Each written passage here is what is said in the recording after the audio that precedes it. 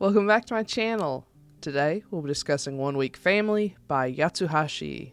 Now before we get started, there will be spoilers, so if you don't want to be spoiling some manga, go ahead and click off now. No worries, I'll catch you next time. Now for those of you left behind, let's go over some content warnings. There may be references to child actors, nepotism, gossip, child labor, child neglect, and death, as these things do appear in the manga. Now, if that's okay with you, let's go and get started. As always, let's start with synopsis. Rin Fujimaru is an up-and-coming actor.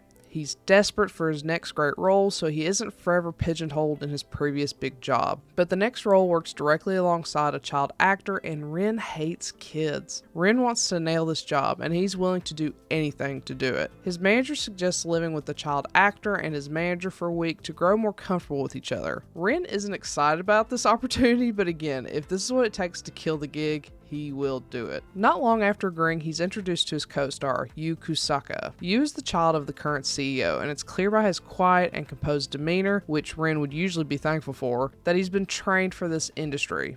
But Rin's more disturbed than anything, especially as Yu opens up and reveals how much he craves attention and interaction. While this relationship was set up for Rin's benefit, Rin quickly changes the purpose of the setup to make Yu's life a bit more enjoyable overall. All the while Rin is working with Yu and getting to know him, he's growing closer and closer to Yu's manager, Ki, which makes all of this effort worth it on its own. As it turns out, Ki is Rin's whole reason and purpose for acting. When Rin was a child, he saw Ki receiving an award as a prolific child actor, and from that moment on, Rin desperately wanted to be an actor and joined Ki in his success. But Ki left the industry just as Rin was getting a foothold. Now that Rin has this opportunity, he wants to find out all he can about his acting idol Ki and tear down the wall he's put up around himself. The art in this is so cute and clean. Yu in particular is such a precious being. I love him so much. Rin and Ki are of course attractive, but of the two, Ki is the most interesting. He's shown to be very clean cut and put together, but cold and distant, portrayed very well in his design and overall expressiveness. Throughout the volume, we see him gradually open up and change, that perfection falling away to a more relaxed and vulnerable person. His evolution perfectly aligns with Yu's, who, with a similar upbringing, is also cold. It's so precious to see Ki live out the free life he missed out on in his childhood alongside Yu. It's refreshing and does the heart some good.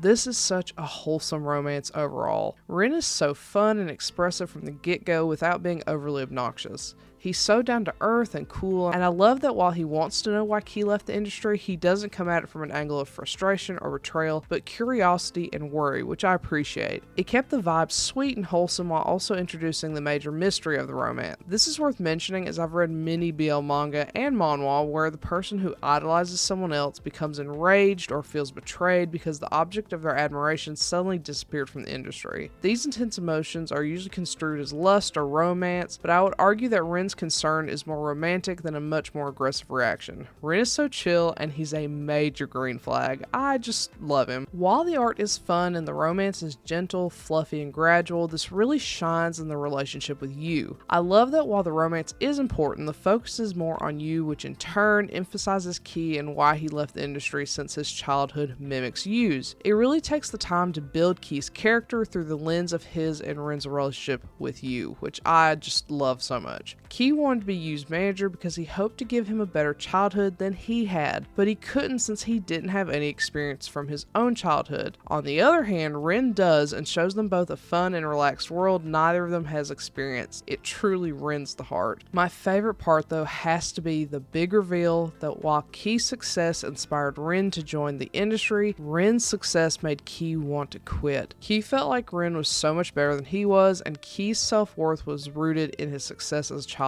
actor. It didn't help that the public often talked about how he wasn't as good of an actor as he aged and how most child actors fail anyway. This rooted major insecurities and fears in Ki, and rather than face what he felt was the inevitable failure, he decided to leave the industry. That's such a powerful moment that mirrors Rin's introduction to Ki, but results in such different reactions. The very first time we see Ki, it's on TV, while Rin is enamored by what he sees. Meanwhile, the first time we see child Rin on TV, Ki is watching absolutely disheartened and almost enraged from being dethroned. It's amazing that these two, with such differing feelings toward each other, come together, share their experiences, and eventually fall in love. It's amazing. With all that being said, I really like this. I wouldn't say it's a favorite, but it's so sweet, wholesome, and well crafted. I would recommend it to anyone. If you're looking for a heated whirlwind of a romance, you'll probably be disappointed, but if you want something to sate your sweet tooth with a family vibe, look no further. It's sure to warm even the most frozen of hearts. So, have you read One Week Family? If so, what do you think? Do you agree with my assessment? Do you not? Let me know and comment below. Otherwise, I'll catch you next time. Bye!